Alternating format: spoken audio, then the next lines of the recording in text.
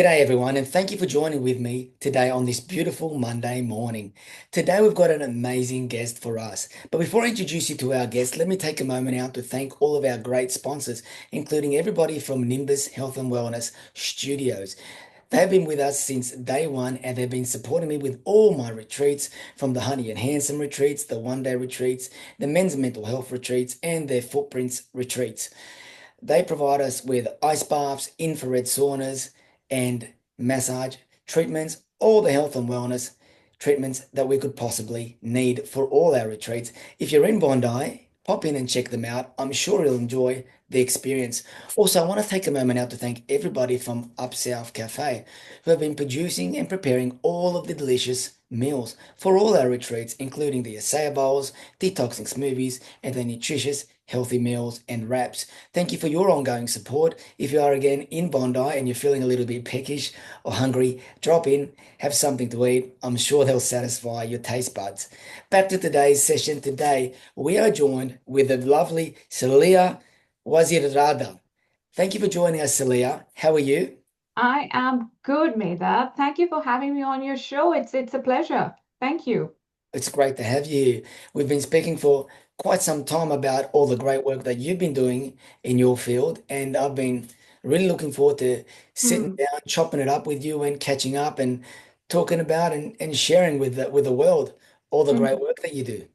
Yes, yes. It's amazing how we got connected, and now we are actually on your show, the footprints wellness, right? Correct. The footprints of wellness, and I'm really excited. Yes, let's go. Yeah. Amazing. Celia, I know you're a busy mom and you've got so much on your plate, so we'll dive right into it. Can you tell us a little bit about your journey, where you got started, where you were born, how Mhm. this all came about before you got into the work that you do now? Yes, Meta, thank you for asking. Good question. It takes me back to the time when, so I grew up in Pakistan, and I came to Australia when I was 18 years old with my family. Ended up doing my master's in filmmaking, actually. And when I was filmmaking, I always wanted to tell stories of people, of the human side of it, meaning that stories that were not told. Because I felt the media was covering a lot of stories which were like, this is what's happening, and all the politics and everything. But there was no human story of what's happening with the mother who is sitting with that child, let's say, in her home in a war-torn area, and there's war all around. And what's happening in that with that mother? How does she give that inspiration to her child despite everything being, upset around them? So anyway, I was telling these human stories, and I was a filmmaker. And then I became a mom, and that was a journey of itself, right? So when I was a mom, I was still doing a bit of filmmaking, but the whole mom journey took me on a place of understanding more and more about myself. And I realized that, I want to go forward and create something new with my filmmaking, right? And 2020 hit us, COVID came in, and I was not able to go and pursue that filmmaking project. And so I decided that I want to go into podcasting, which led me into coaching because I was talking to a lot of coaches on my podcast. And that's when I did my NLP certification. And I decided I want to help moms because I feel that moms carry this silent mental and emotional load, which nobody's talking about. And I realized as I looked back that that was the core of everything, right? So as the journey progressed, where I stand today, I really do believe that the emotional mental load that moms carry is the unseen mental load. And I want to be standing there as a coach, as a mom's coach, help them with their nervous system. I help them bring it all down to a place so they get to know what their identity is. That's the process. And then reclaim their calm, their peace, and make their dreams come true. Sounds amazing. I know you've been doing a lot of work with the mums, and you've not only been doing that, like you said, you've been doing podcasts, you've been coaching Mhm. Connect. How did you get involved with what you're doing now, and what are you doing now? So right now, Medad, there's a few things happening. So as I told you, I'm a mom coach. I have clients who I talk to. At the same time, I'm building retreats for moms. again, the idea is to get them into a place where they get to know who they are and also get some calm during the process. Because I believe that retreats for moms are so, so essential. There are retreats of all kinds out there, but the ones that I'm creating are more of a nurturing space for moms. So they do feel calm, connected, peace, and all the, the goodies that you get with a retreat. But at the same time, there's a nervous system relaxation process. At the same time, I built their neurology by getting them to understand through tools and techniques of mindset to know what they need to do in order to become the amazing person they are deep inside. So it's to empower them. And that for me is what I'm doing now, is creating empowerment from that place, from within, right? So that's what's happening, creating that whole space for them. And also I have a few clients with the coaching. At the same time, I do produce a podcast for Connect Coaching. I've got the amazing Connor Healy and Callum Hawk there, and together, they are creating amazing work out there in the world in terms of coaching, sales, and everything. And I'm so glad to be a part of that team, creating podcasts for them, and so podcast producing there. And I have my own podcast, The Untold Story Told, which I created back in 2020. And the idea with that, Medha, is to tell stories that are that people don't talk about, because I really do believe when people share their hearts, whatever they're going within, right? And like you can go to different places and people can ask you certain questions and you can be like, yeah, this and that. But sometimes there's something deep inside that you've never said. And maybe by saying it in a space where you feel safe, not judged, and you feel like you are just here for a place where you need to be heard. So I create that space in my podcast for people to be heard, seen, and understood without that judgment, right? And it's so interesting. I started with my first podcast. It led me on, and people actually wanted to share. And after sharing, they felt much better. So it's opening the throat chakra and getting people to talk about what they've never spoken about before. Also, to then get people who are stuck in their situations to understand that these people who, let's say, I spoke to a coach once. He said that, he'd been through stuff, but then he got over it. How did he get over it? So people get to listen it on the podcast and then create that way of going forward for themselves. So the podcast production, and also the mom coach, it's all happening together. That's amazing. It's just Mhm. couldn't imagine how busy you are, but I know some And then great. I'm a mom of two kids, right? So that's a whole another story. You need to have another podcast with me for that, of what I do. Yeah, as I says, we've got two kids, and I know that how hard work it is, the effort, Yeah. boy and a girl, and the Mm. different dynamics in the relationship in the Yes, house. boy and a girl, boy and a girl.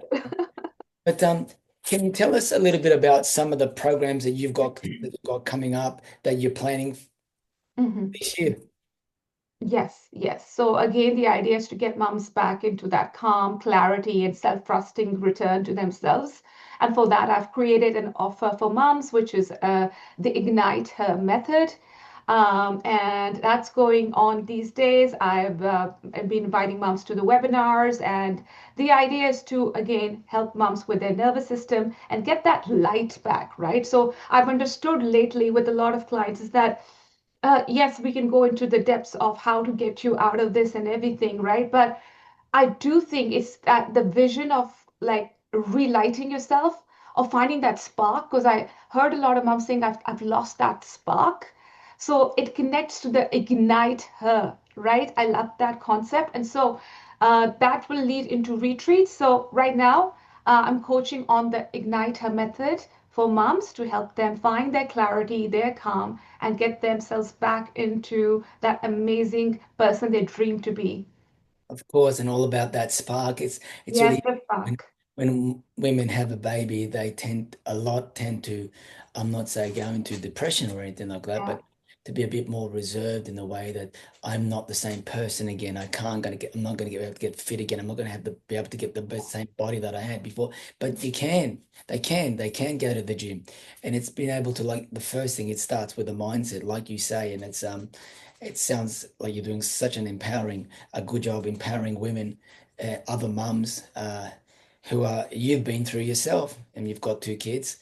Can you tell us a little bit about um, just that particular instance, for example, like women in general, you know, um, what do you find, what is the most common scenario that you have with mums after giving birth, that you work with, a constant scenario that you deal with?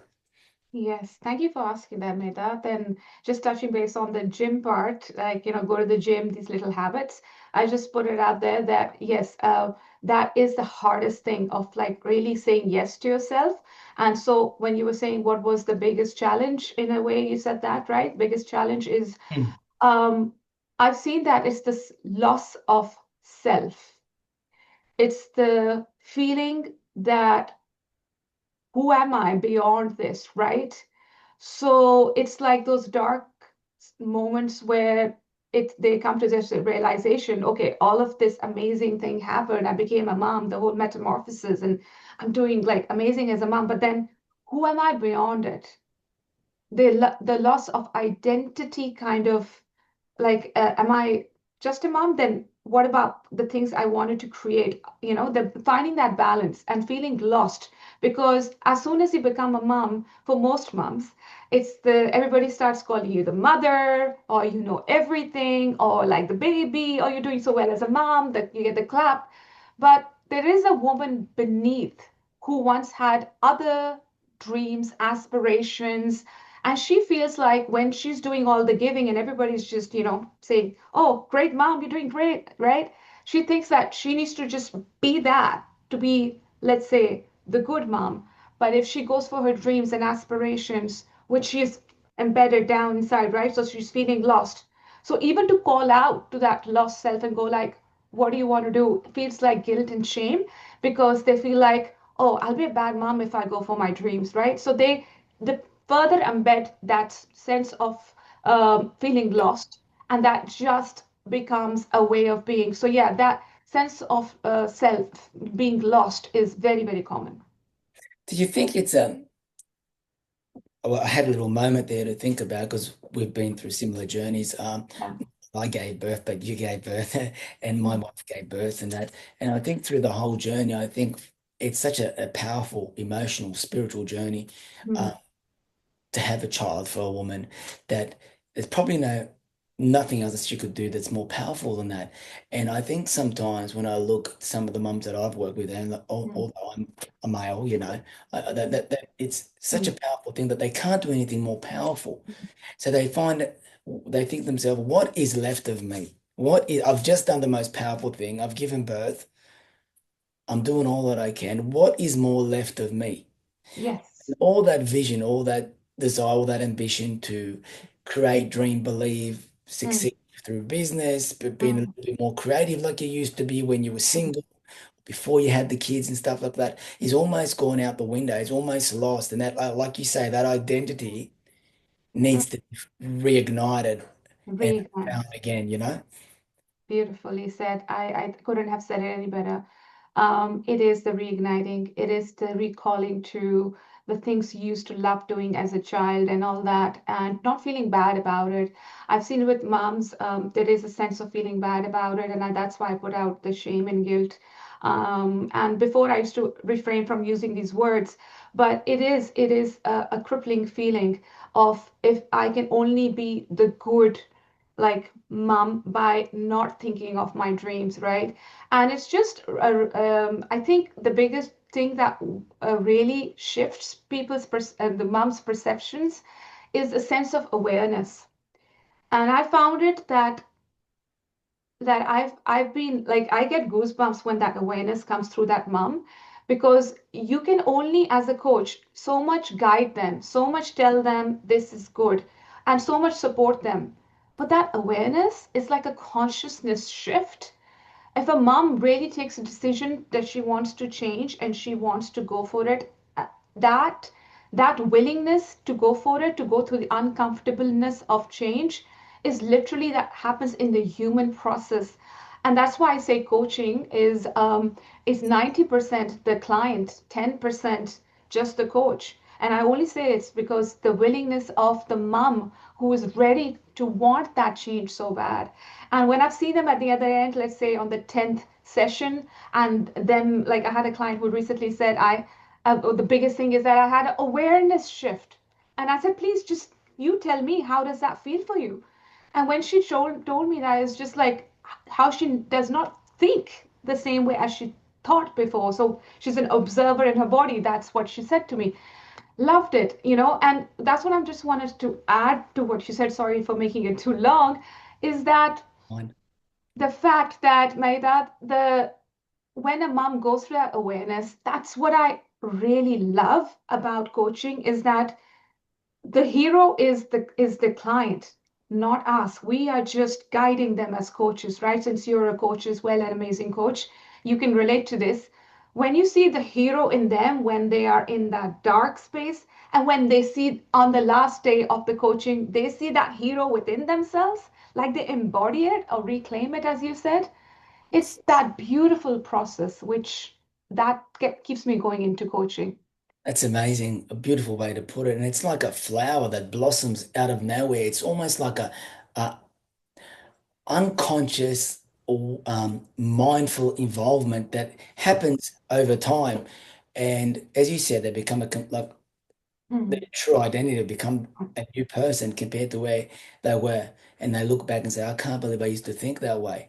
Um, Can you tell us, Saliha, what I know you're involved with Coach and Coach, with Connor and Cullum, some of the Mhm. great work you do with them, and what other Mhm. things do you have planned further? Yes, Further, yeah. yes. So I've attended a couple of their courses. I'm looking at catching up with them and getting involved with a 12-month program. Can you tell mm, us a bit about some of the stuff that you're doing with them now? yes, so we had a really amazing podcast on the Connect Unplugged podcast, which is on YouTube, Connect Unplugged. And recently they had a conversation with Deborah Heslin. And this has been very interesting to edit as well as produce. I think one of the most interesting things is that while I'm editing, I'm also learning to be a better coach. So this particular podcast with Connect Coaching was Deborah Heslin, who has this fertility summit that runs in Australia. And she has this miraculous story of conceiving a baby in the later stage of her life when nothing was working, IVF or anything. And that inspiration was in the fact that she did not give up on herself, and she kept looking for ways for within of how to, conceive. And literally, it was the process of letting go, NLP, good habits, and a healthy mindset that led her to finally her body wanting to conceive. So it's this miraculous story. And then she's going all this on Australia, saying that it's the body wanting to say yes. So I was doing that production for that podcast, and that's what I'm doing with Connect Coaching. Other than that, I'm also doing a few podcasts for the Untold Story Told. But the bigger dream that's happening, Medad, is creating a retreat in 2026 in January for the Ignite Her, and take women, moms on a journey of finding calm within themselves and Good. knowing that it's okay to have some time to themselves. So it's the retreat and the podcasts. Yes. That's amazing. I had a reflection when you were saying, because many years ago, I was doing some biofeedback with these specialists, a lady called Rebecca, who was doing all this biofeedback, Feldenkrais work, awareness through movement, and that mindfulness and that. And Mm. it was about what you said with the women having like some sort of awakening, having some sort of an increased awareness within. And I think it's in all of us. Like there's almost like Mhm. a switch that needs to be turned on. And Yeah. you can share all the information that you want. As you said, it's Mm. 10% you and 90% the client. And Yeah. and you can only create that environment, offer that support. And within that, time frame, within that time that you spend with them, mm, hopefully there's enough information and there's enough motivation, there's enough stimulants for them psychologically to take the plunge or take action and mm, improve their quality of life. mm, mm. And that's it, right? Improve their quality of life. Um, they can come with the biggest, situation, but to keep our focus on that, the idea is to create that quality of life for them so that they can move forward with a new way of thinking. As Connor Healy from Connect Coaching, always through his sessions, you must have also understood through his sessions, is that he always talks about creating that neurology. A person could be, losing everything in his life or have everything in their life. But if they don't have the neurology of wanting to change and become better and evolve, the person who has nothing or has everything cannot continue forward. So creating neurology is so, so precious and so, so valuable. That's the biggest currency, I think.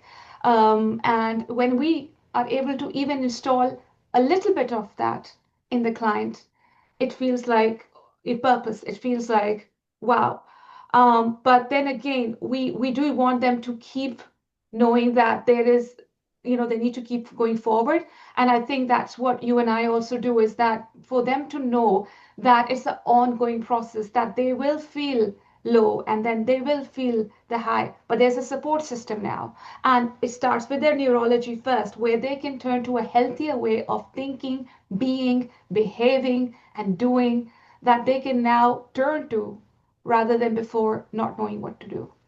It really, you are right. It really does start with that internal dialogue, that internal belief, that stimulant that you get. Because obviously, if your internal dialogue is always saying, I can't do it, I won't do it, I'm not capable of doing it, Yeah.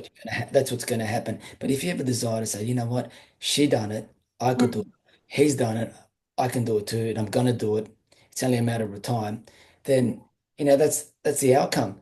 yeah. It's really interesting. I remember many years ago when I was out with friends and we were shooting pool at the Bondi Mm, hotel, and there mm, was a drunk guy there, and he was much older than us. He was in his 60s. yeah. We were in our 30s, Mm, mm, and I seen him playing pool with everybody, and we played pool with him, and we were talking, and he asked me what I did. I said I'm a pastry chef. At the time, I was a pastry chef. I mm, did my apprenticeship down here at Bondi Beach at mm, the Gelato Bar, and I was there for about 11 years. And he yeah. said, "Oh, that's great. You must enjoy making wake up early and all that." We're talking about the hours that I do. And I turned around to him, I said, "What is it that you do?" And he said, "I'm a philosopher. Mm, I lecture at the universities." And I said, "Great." And I said, "Well, so what's your philosophy on life?" And I don't know why I asked that, because he was completely drunk. But he turned around to me, very mindful, even though he was really drunk. And he said to me, "You have to have done it before you do it." And I turned away. I just let that second sit in there. I turned around to him and I said to him, "What do you mean by that?"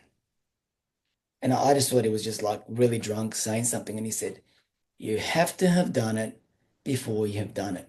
And what he was basically telling me that your internal representation is a reflection of what the outcome is.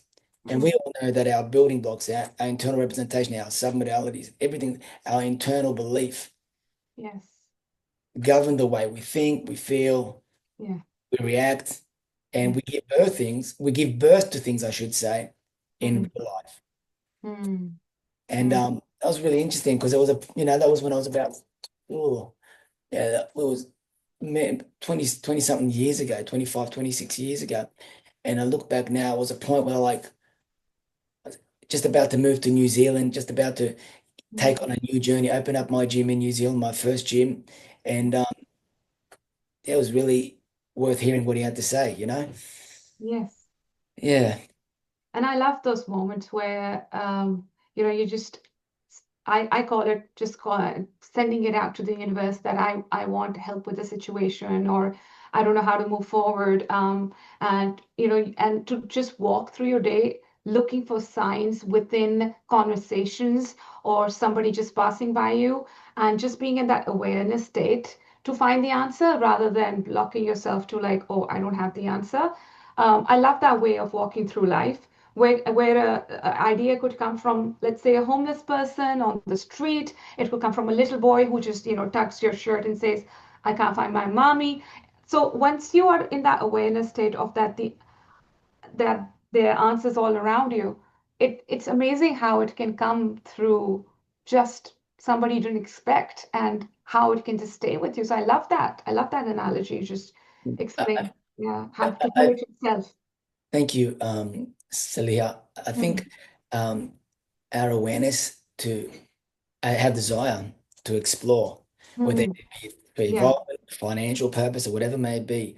Mm, I think what I've learned to do all the time in my adult life is to be in the looking zone, whether it be looking for education, whether it be looking to improvement in self yes. growth, whether it be business, whatever it may be. And that's when the rewards come. And the rewards don't have to come in material possessions where it's just money or Mm, wealth or anything like that. It can be just an involvement. I'll tell you a little story many years ago when I was just after my last world title fight, and I was still in the mode of walking after dinner, and I enjoy walking after dinner. And at that mm, particular time, I was always walking after dinner because I was wanted to keep the weight down.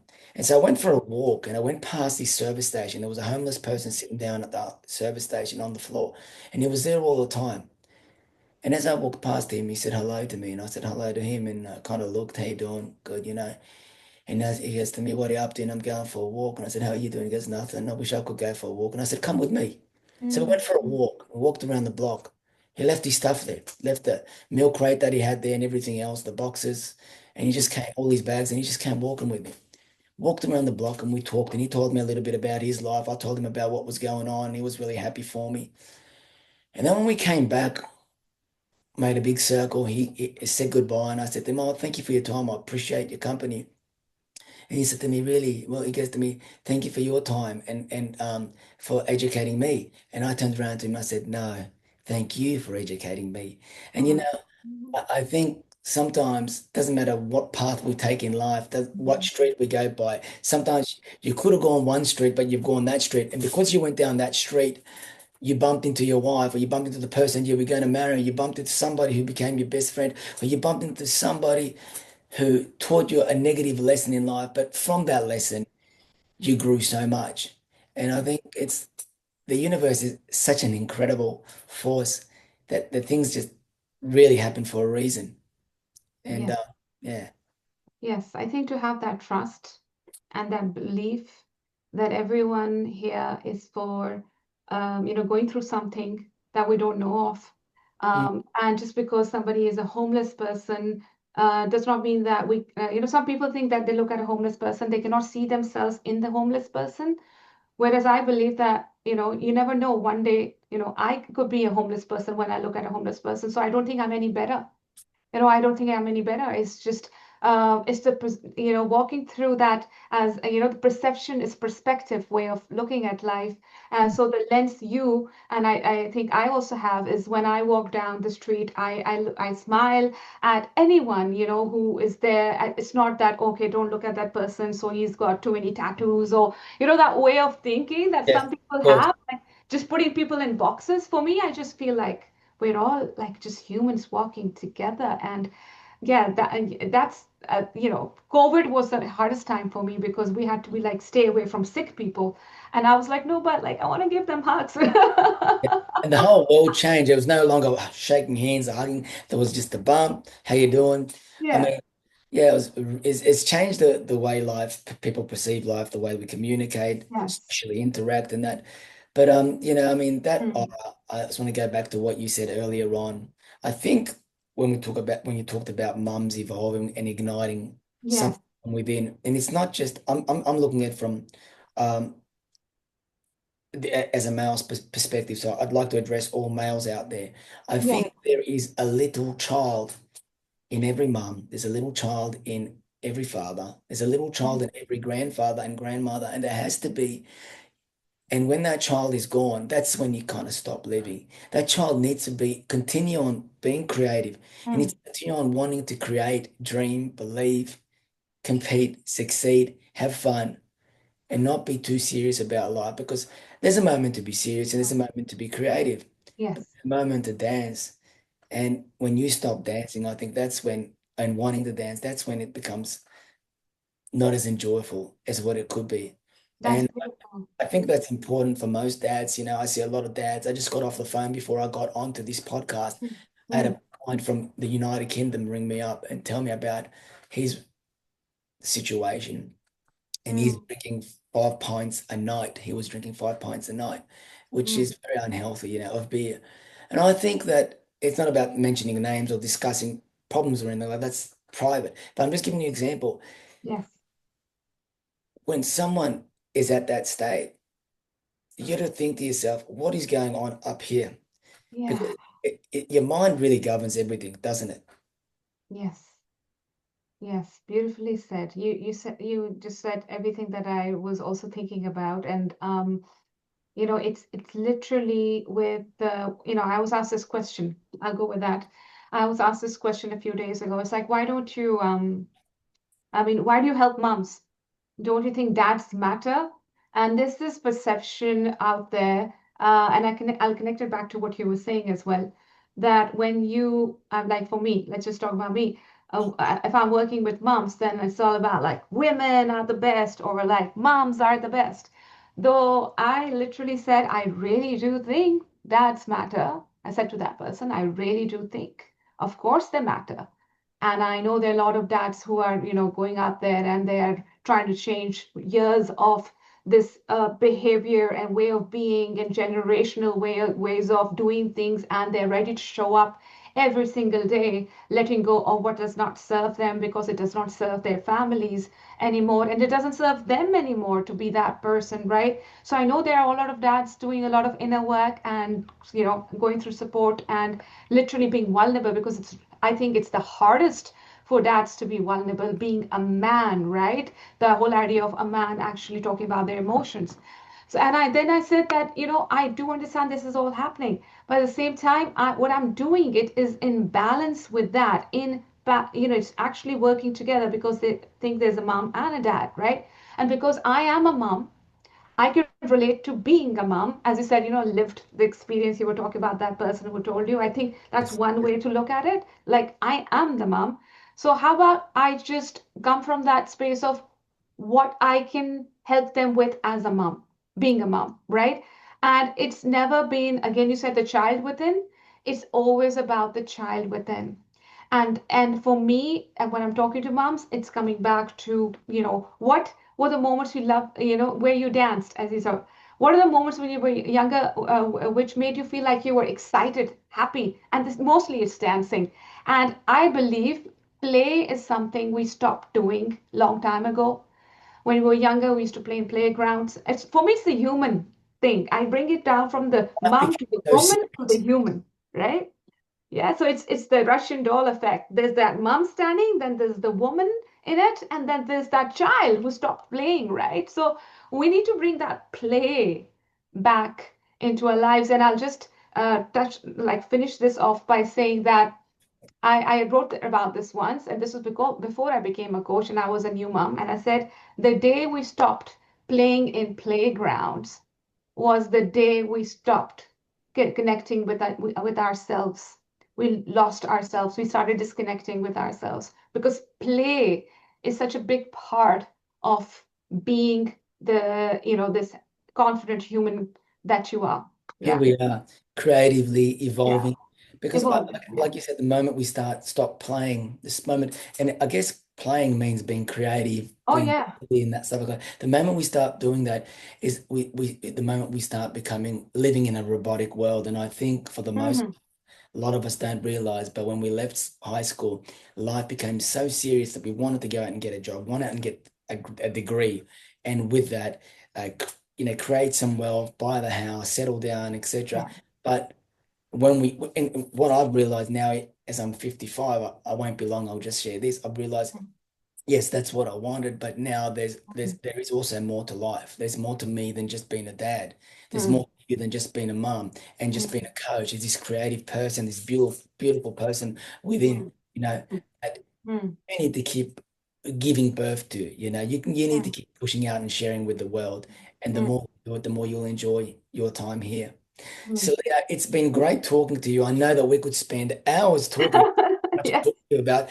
If anybody out there wanted to get in contact with you and learn about the great work that you do through your podcast, through Yeah. Coach Connect, through the Ignite Her, the mums workshops that you do, how do Yeah. they get in contact with you? Or could you just give us a moment and share it with us, your LinkedIn, your Facebook, your Instagram, or your website, or any other ways that they could contact you?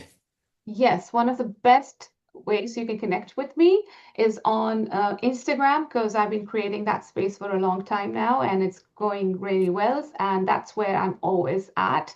So that's the first way. And the Instagram handle for that is the Untold Story Told, all in one case, because that's how Instagram works. If you search the Untold Story Told, Saliha Vazizada is going to come up straight away and you can connect with me there. The other way is on my Facebook with Saliha Vazirzada. I'm always there in my DMs talking to clients and getting in there. Also, you can email me on the untold story told at gmail.com and I'll get to you straight away. I love that, the untold story told. And hopefully, when I get to catch up with you on your own podcast, I can share with you the untold story told, about my journey in New Zealand and being homeless and all that stuff. And I'll be honored, Medad. I would love you for you to come to Untold Story Told podcast as a guest. It would be an honor. you let me know a time and a day, and I'll be there. Yes. There you go, everybody. Just enjoyed talking to Saliha about all her journey and the great work that she's doing. If you want to get in contact with her, you know how. Don't forget, next week, I will be joined with former legendary Bondi 𝙤𝙤𝙮, the man who won the OP Pro back in Huntington Beach in 1982. And Wow. then in 1984, he won Bells Beach, the Rip Curl Classic Surfing Competition on the famous Ben Lexen wind kill. We've been chopping it up and talking with him on the phone last night, and I'm so looking forward to the Zoom session that we're going to have. And if you want to join us, stay tuned on all my social pages, Facebook and Instagram, where I'll be sharing the Zoom link, and then you can come and join us. Apart from that, from me here in Bondi Beach, Sydney, Australia, and Saliha, all the very best. Have an amazing week, and we'll see you soon. See you soon. Thank you. Bye bye.